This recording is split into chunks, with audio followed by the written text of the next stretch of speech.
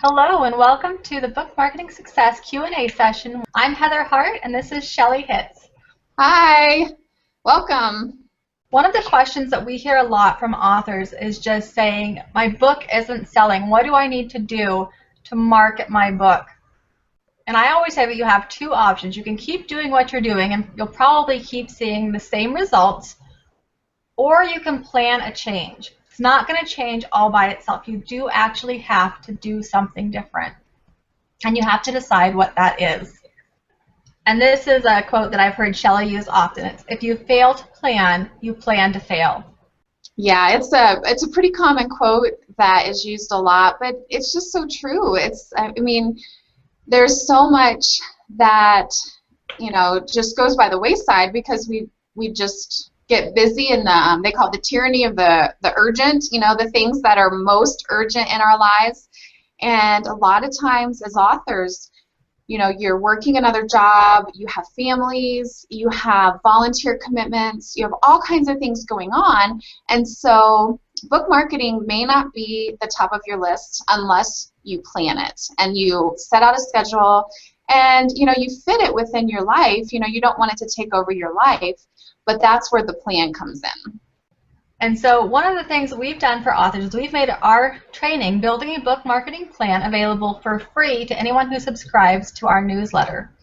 Yeah, we want to show you a little bit about what we want to provide for you guys in this training, because really having a book marketing plan is kind of like a foundation. And it's like you're building a house and you are building setting that foundation first, and then you build everything up from there. And so having a plan and having tools to set up a plan is just something that we believe is really important. And Heather and I are both authors ourselves. I currently have over 30 books published, and if I didn't have some sort of system or plan in place, I would just not know what I was doing because there's so many different books and launches and things we can do, but having a system in place really helps. And so over the years we've developed a system that works for us, and it's always changing, and we don't always use it the exact same way every time. But I love using repeatable systems. Once you learn something and then you have an exact step, step one is this, step two is this, then if you write it out, you remember it, or you create a spreadsheet, you have some sort of plan, that you go by, it makes the next time so much easier. And just to kind of go over that with you, this is our book marketing plan template that we offer for free. It goes through just a basic marketing checklist of things that you should do to market your book. It gives you a place to keep track of important links, a list of things that you should have on your website, a place to record review copies that you've sent out, and there's just a whole bunch of other stuff on here, like a virtual blog tour, stuff to help you through your book launch, and a place to record evergreen tweets. So that's just kind of the basic, what you would see with our template, but it also comes with a PDF tutorial and some other things as well. Yeah, and that Excel spreadsheet is something that actually Heather and I have developed through time, just through our own launches, through our own experiences. And, we just love to help authors, and we're passionate about that, and we want to be able to share that with you. As far as setting a plan, I remember several years ago when we first started publishing books. I published my first book in 2008, and at that time it was more of a hobby than a profession. Now I do it full time. But I remember when we first wanted to do our first big book launch, and that was for our book Forgiveness Formula. We actually sat down and did a 4-month book marketing plan, and that book did end up becoming a #1 bestseller. But I firmly believe had we not sat down and done a plan, that we would just have continued doing the same things that we were doing, selling books at speaking events, to personal friends and family, but not really making a career out of it. And so that was really the first big thing that launched us into the next phase of, you know, just book marketing and being authors. And it all started with a plan. Yes, and it's also helpful when you've got multiple books to make that plan so you can schedule things to work together for the good of everything and not have too much going on at one time or just have a long time with nothing. Having a plan really does just help you schedule things out and know when to do what. Yeah, and for everyone it's going to be different, you know. I mean, some people are just more organized and they just want to have a real detailed plan. Other people are just going to have just a more general idea. But, you know, Heather and I work together so much, we actually have like a timeline of what we're going to do and when we're going to do it. And it's so that we don't get into that spot or that position where we have too much going on, because we've done that too, haven't we, Heather? And then it's stressful because it's like, you're writing tweets and you're sending emails and you're doing this and you're doing that. And so it's good to know, it's like, okay, what else, you know, and even put in there some other big things you have going on in your life, you know, to know like, okay, this whole week is going to be taken up with birthdays or with, you know, volunteering at my church or my, you know, child's school, or, you know, just knowing when you have the time and when your life is going to be taking over on other things. Otherwise, you probably won't be getting much sleep or being, you know, stressed more than you need to be. I mean, I want it to be fun. I want it to be enjoyable. I want the experience to not feel stressful. And so having a plan in place really helps that. It really does. And I was actually just thinking about that this morning, is that when you do have a plan, you can schedule it around your life events and only plan activities that you know you will have time for. It really does reduce the stress level. Yeah, and you know, one of the things that my husband and I did when we first set up that 4-month plan is we decided, you know, even what we wanted to put in that plan. You know, so for us, we're both speakers, so we chose to include YouTube videos.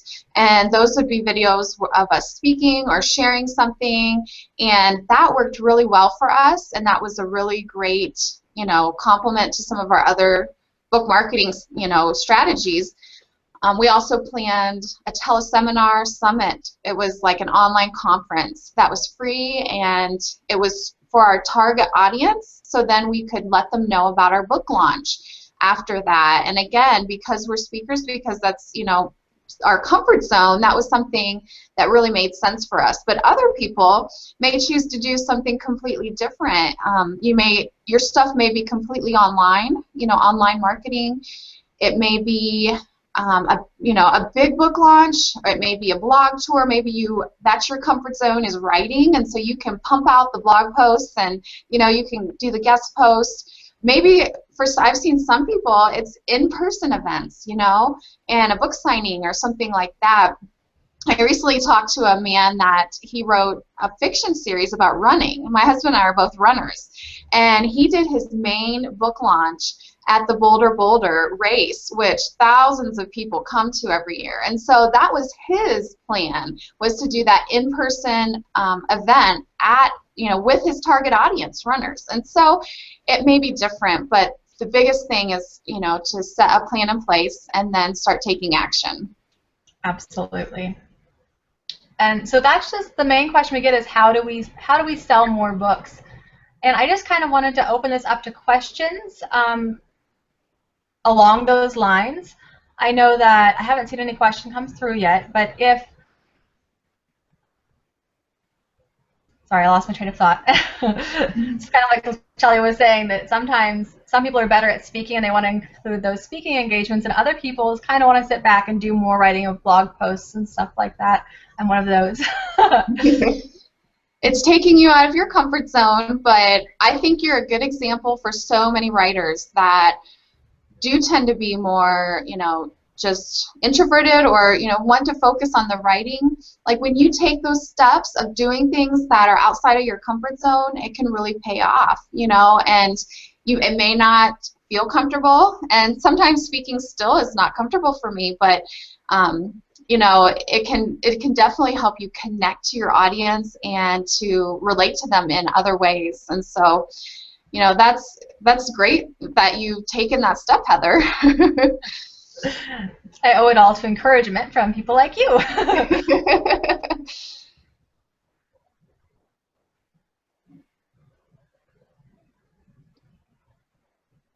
So we talked kind of about how to make a plan, but the next thing is just to what kind of aspects do you want in your plan? You know, what kind of things can you do to market your book? And we talked about speaking and writing blog posts, but there's so much more. You know, having a Twitter account or a Facebook presence, all those things work together to help market your book.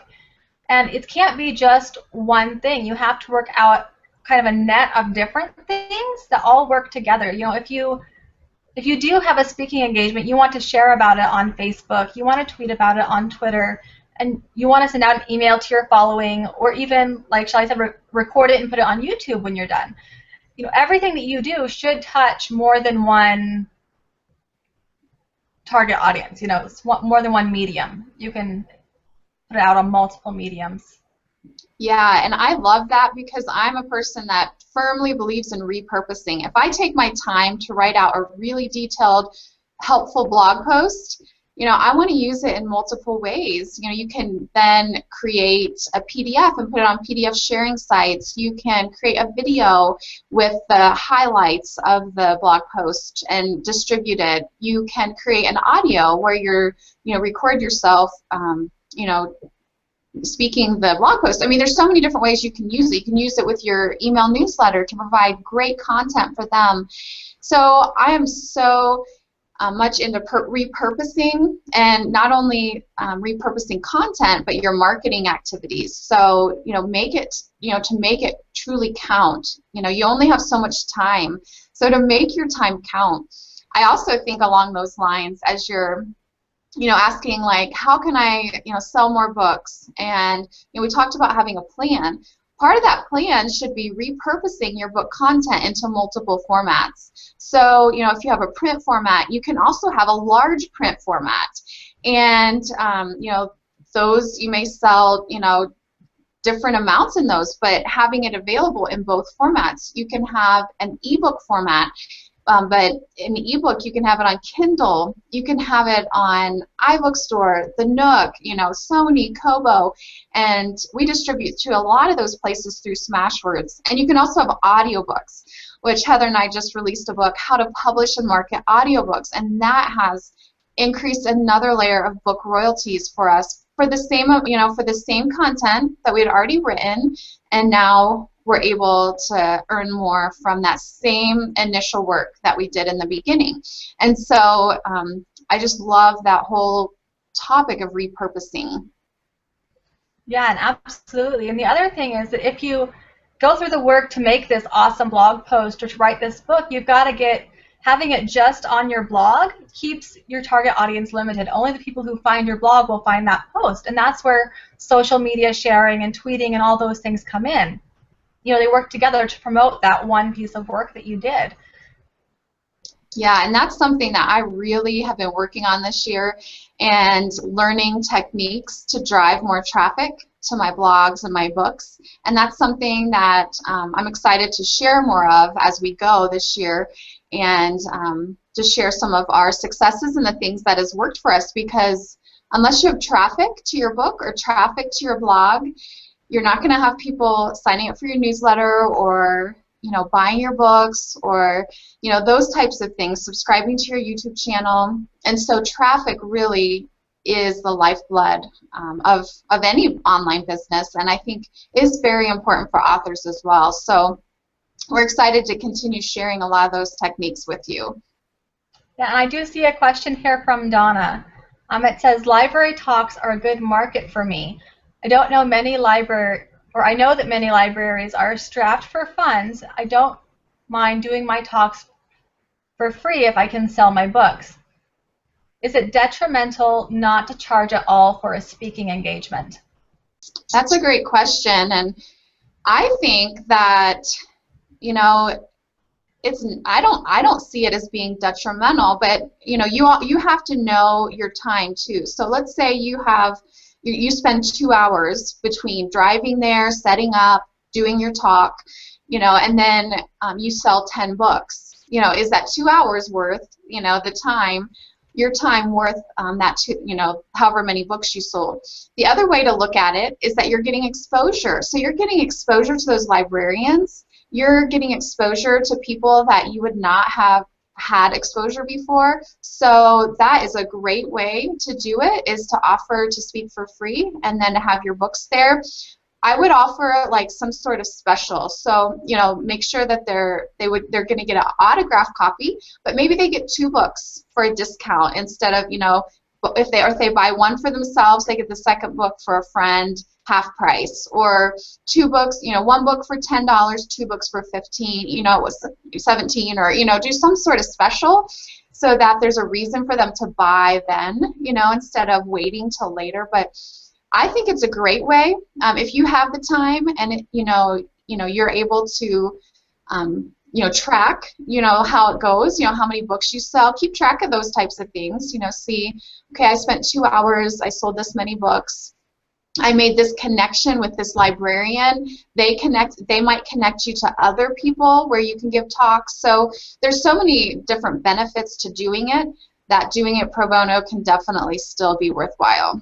Yeah, and I think it would also depend on where the library was. You know, if you're just going across the street to your local library, I would see that as fine. But if you had to drive across the country and you had to take a plane or, you know, spend a lot of gas to get there, then it might probably not be worth it in the long run.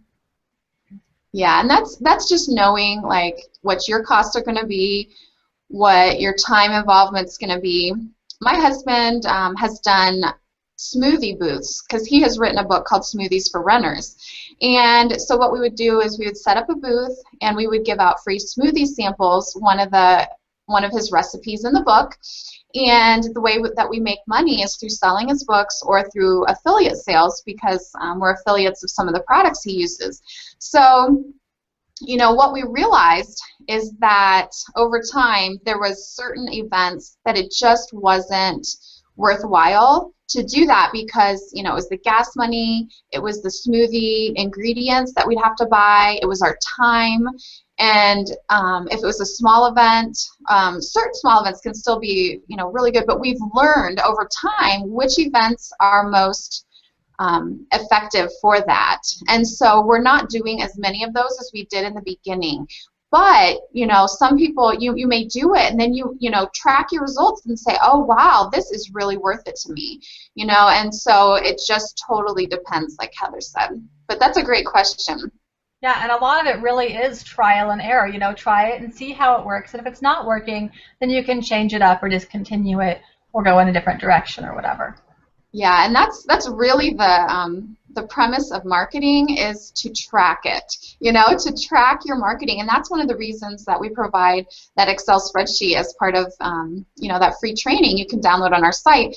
It's just one way to track it. Now, you can track it in a notebook, you can track it anywhere, but that's another thing that I'm really working on improving, is you know, tracking even my conversion rates through the book launches. You know, how many people visited the blog post, then how many people clicked on the link, and then how many people actually bought the book. And so it's very interesting to me to track this. I'm not technically a numbers girl. Like, I didn't like statistics in school. I didn't like all of those things. I was good at math, but I'm not really just a numbers girl. I'm more relational. But the numbers are really telling. And so when you track your book marketing efforts, it actually is very fascinating to me. What works, what doesn't, what are the conversion rates? Because if you know, like, okay, 10% of the people that come to my blog are going to end up buying my book, or 3% or whatever, then you know, okay, if I get this much traffic, I'm probably going to have this many sales. And it's just fascinating to me. But yeah, definitely, if you're doing those things, track your success. Like I said, with my husband, when we did the smoothie booths, we did a lot of them last summer. We only did like 1 or 2 this summer because we just realized it wasn't as beneficial as we initially thought. I think we've already covered a lot of information in just this short amount of time. Did you have anything else that you want to talk about how you can start selling your books? I think this is, you know, this provides just a great foundation of, you know, getting started. If you have questions, definitely leave them for us, you can leave them at our website, trainingauthors.com, on this blog post, or contact us. But definitely sign up for our newsletter. We promise we won't spam you. We love to provide quality content, and we're providing a lot of content for free through our blog all the time, and so we would love to share that information with you. It's trainingauthors.com/newsletter, and we look forward to connecting with you there. Absolutely, and I've got it up here on the screen for you one more time. Again, it's trainingauthors.com/newsletter. And our classes are always in session. Like Shelly said, we've got the free information on our blog all the time. We've got lots of books and stuff, other resources that you can find on our website.